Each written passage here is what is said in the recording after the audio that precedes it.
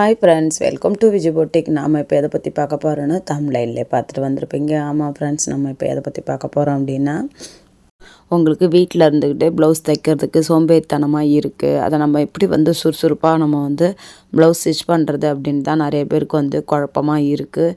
அதுலேருந்து அவங்க எப்படி மேலே வர்றதுன்னு தெரியாமல் இருக்காங்க. இப்போ எனக்கு ஒரு வியூவர்ஸ் நமக்கு மெசேஜ் பண்ணியிருந்தாங்க ஒரு 2 வீடியோவுக்கு முன்னாடி.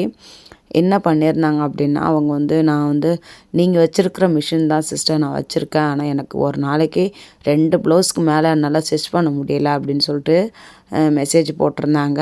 அவங்களுக்குமே இந்த வீடியோ ரொம்ப யூஸ்ஃபுல்லாக இருக்கும்.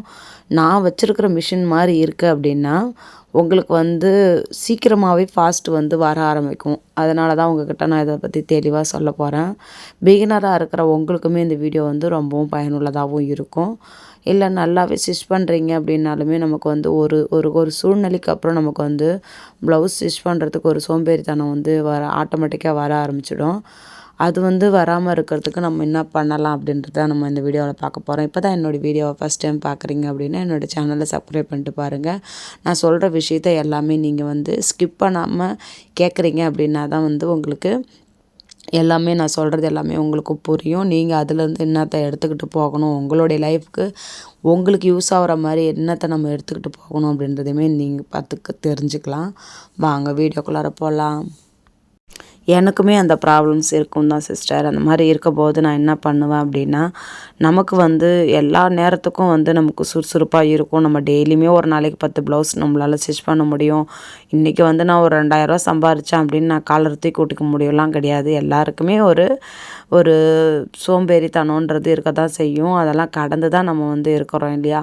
அப்படி அந்த மாதிரி சோம்பேறித்தனம் இருக்கிற நேரத்தில் எனக்கு தோன்றது ஒரே ஒரு விஷயந்தான், நாளைக்கு நம்ம என்னென்ன லோன் கட்ட வேண்டியது இருக்குது, இந்த ஒரு வாரத்தில் நம்ம என்னென்ன லோன் கட்ட வேண்டியது இருக்குது, இல்லை நமக்கு ஃபினான்ஷியலாக என்னென்ன ப்ராப்ளம்ஸ் இருக்கோ அது எல்லாமே எனக்கு அந்த டைமில் ஞாபகம் வருது அப்படின்னா நம்ம குடும்பத்துக்கோசம் ஓடுறோம் அப்படின்றது நமக்கு தெரிஞ்சிடும் இல்லையா?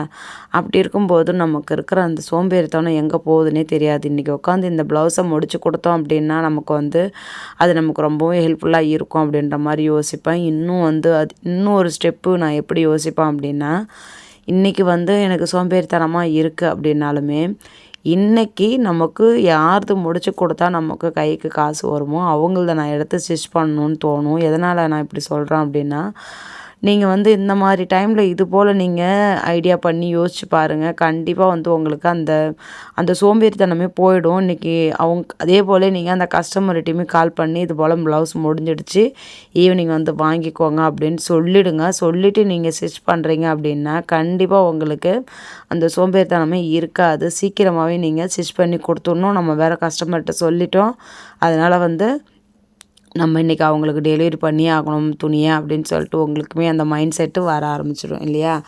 நான் இந்த மாதிரி விஷயத்தெலாம் நான் ஃபாலோ பண்ணுவேன். நமக்கு நம்மளே தான் மோட்டிவேட் ஆகிக்கணுமே தவிர நமக்கு யாரும் நீ இப்படிலாம் இருக்கணும், நீ இப்படி சம்பாதிக்கணும், நீ சம்பாதிக்கிறதுனால உன் குடும்பத்துக்கு இவ்வளோ யூஸ்ஃபுல்லாக இருக்கும்னு நமக்கு யாரும் சொல்கிறவங்க கிடையாது. நமக்கு நாமளே தான் மோட்டிவேட்டாக இருக்கணும். இல்லை நீங்கள் சம்பாதிக்கிறதோ இப்போ நான் என்னுடைய லைஃப்பில் நடக்கிறத நான் உங்கள்கிட்ட ஷேர் பண்ணேன். இதே நீங்கள் பார்க்குறவங்க நீங்கள் உங்களுடைய சேவிங் கோசம் கூட நீங்கள் ஸ்டிச் பண்ணலாம். இல்லை எனக்கு இது எனக்கு ஒரு ப்ராப்ளத்துக்கு இது சால்வ் ஆகும் அப்படின்ற மாதிரி நீங்கள் ஸ்டிச் பண்ணுறேன்லாம் கூட இருக்கலாம். நிறைய பேருக்கு நிறையா ஒரு விஷயம் இருக்கும், அதுக்கோசம் நம்ம ஓடுவோம். அப்படி இருக்கும்போது நீங்கள் அந்த விஷயத்த நீங்கள் யோசிச்சு பாருங்கள். அதை நீங்கள் எப்படி பிளான் பண்ணணுன்றதை யோசிங்க. ஆட்டோமேட்டிக்காக உங்களுக்கு ஃபாஸ்ட்டுன்றது வர ஆரம்பிச்சிடும். கண்டிப்பாக ஒரு நாளைக்கு நீங்கள் ஒரு 1000 ரூபா வரைக்கும் கூட நீங்கள் ஸ்டிச் பண்ண முடியும். ஒரு நாளைக்கு 1000 ரூபா நீங்கள் ஸ்டிச் பண்ணுறீங்க அப்படின்னா கண்டிப்பாக நம்மளாலையுமே மாதம் இப்போ நிறைய பேர் கம்பெனிக்கு போயிட்டு வேலைக்கு போயிட்டு வராங்க இல்லையா? அவங்க மாதம் ஒரு 6000 ரூபா 7000 ரூபா அதிகபட்சம் அதுதான். அதாவது படித்தவங்களாக இருந்தாலும் சரி தான். அவங்களாம் என்ன பண்ணுறாங்கன்னு நினைக்கிறீங்க? ரொம்ப ஹெவியாக படிச்சிருக்காங்க அப்படின்னா அவங்க தான் ஒரு 20,000 30,000 வாங்குறாங்க. இல்லை கொஞ்சம் திட்டமாக படிச்சிருக்கிறவங்களாம் பார்க்க போனால் எக்ஸ்பீரியன்ஸ் இல்லாமல் இருக்கிறவங்க அந்த மாதிரிலாம் இருக்கிறவங்களாம் பார்க்க போனாக்கா ஒரு 10,000 15,000 அதுக்குள்ளார தான் இருக்குது இல்லையா? நல்லா படிச்சிருக்கிறவங்களுக்கு வாங்குவாங்க, 50,000 கூட வாங்குவாங்க. ஆனால் நம்மள மாதிரி யோசிக்கும்போது கொஞ்சம் கஷ்டம்தான். இது போல் இருக்கிறவங்க கூட பாருங்கள், காலைலேருந்து சாயங்காலம் வரைக்கும் உட்காந்து நம்ம கஷ்டப்பட்டுட்டு வந்தால் தான் அது நமக்கு அந்த வருமானம் வந்து நமக்கு கிடைக்கும் இல்லையா? இது வந்து அப்படி கிடையாது. நீங்கள் வீட்டு வேலையெல்லாம் முடிச்சுட்டு உங்களுக்கு கிடைக்கிற டைமிங்கில் தான் நீங்கள் வந்து இந்த வேலையை பார்க்குறீங்க. அப்படி இருக்கும்போது ஒரு நாளைக்கு நீங்கள் ஒரு 4 ப்ளவுஸ், ஒரு 4 லைனிங் ப்ளவுஸ் ஸ்டிச் பண்ணுறீங்க அப்படின்னாலுமே கண்டிப்பாக உங்களால் ஒரு 1000 ரூபாய் சம்பாதிக்க முடியும். வீட்டு வேலையும் பார்க்கலாம், உங்களுக்கு நீங்களும் ரெஸ்ட் எடுக்கலாம், கொஞ்சம் ரெஸ்ட் எடுத்துட்டும் நீங்கள் ஸ்டிச் பண்ணலாம். நிறைய இருக்குது இதில். நம்ம வீட்டு வேலையை முடிச்சுட்டு நம்ம வேலையுமே கொஞ்சம் ஃபினிஷ் பண்ணிவிட்டு அப்படியும் பண்ண முடியும். நான் சொல்கிறது வந்து என்னென்னா, ஒரு 4 ப்ளவுஸுன்றது வந்து காலையில் 2 எடுத்துக்கலாம், சாயங்காலம் 2 எடுத்துக்கலாம். இப்படி சொல்கிறதே வந்து நான் அப்படி சொல்கிறேன். நான் வந்து அது மாதிரி வந்து என்னால் அப்படி பண்ண முடியாது. ஒரு நாளைக்கு நான் காலைல உட்காந்தேன்னா நைட்டு 8, 9 மணி வரைக்குமே நான் ஸ்டிச் பண்ணிட்டு தான் இருப்பேன். அது எத்தனை ஸ்டிச் பண்ணுறேன், யார் இது ஸ்டிச் பண்ணுறதெல்லாம் வந்து மைண்டில் எப்பயுமே வச்சுக்க மாட்டேன். ஏன்னாக்கா நமக்கு வந்து இன்றைக்கி வந்து எத்தனை கஸ்டமருக்கு நான் முடிச்சு கொடுக்கணும் அப்படின்ற மைண்ட் செட்டு மட்டும்தான் எனக்கு இருக்கும்.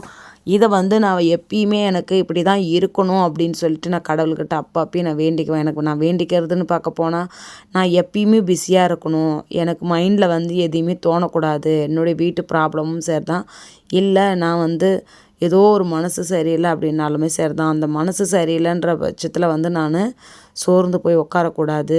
எனக்கு வந்து எப்பயுமே என்னுடைய வேலையை பிஸியாக இருக்கணும் அப்படின்னு சொல்லிட்டு தான் நான் சாமிக்கிட்ட எப்பயுமே வேண்டிப்பேன். நம்ம எல்லாத்தையும் போட்டு குழப்பிக்கிட்டு நம்ம இருக்கோம் அப்படின்னா நம்மளுடைய வேலையே ஆகாது. அது நமக்கு யூஸ்ஃபுல்லாக இருக்குமான்னு கேட்டால், அந்த குழப்பம் வந்து நமக்கு இன்னுமே நம்மளை குழப்பத்தை தான் அதிகமாக்குமே தவிர நம்மளை ஒரு தெளிவுக்கு வந்து வரவிடாது. அதனால தான் சொல்கிறேன், நீங்கள் எப்பயுமே ஏதாவது ஒரு மைண்ட் செட்டில் வந்து இருங்க. நமக்கு வந்து நீங்கள் யோசிச்சு பாருங்கள், இப்போ என்ன பிறந்த எல்லாருக்குமே ஏதாவது ஒரு ப்ராப்ளம்ஸ் இருக்க தான் செய்யும். பணம் காசு இருக்கிறவங்களுக்கும் ஒரு பிரச்சனை இருக்கும், இல்லை ரொம்ப நடுத்தரமான குடும்பத்தில் இருக்கிறவங்களுக்கும் பணப்பிரச்சனை இருக்க தான் செய்யும். மனப்பிரச்சனையும் இருக்கும், பணப்பிரச்சனையும் இருக்கும். இதுக்கு நடுவில் நம்மளும் உட்காந்து போராடிக்கிட்டு தான் இருக்கிறோம் இல்லையா? இப்படி இருக்கும்போது ஒரு பெண்ணாக பிறந்த நமக்கு ஏதாவது ஒரு விஷயத்தில் நமக்கு ஒரு மனப்போராட்டமோ இல்லை வாழ்க்கை போராட்டமோ ஏதாவது இருக்கும் தான்.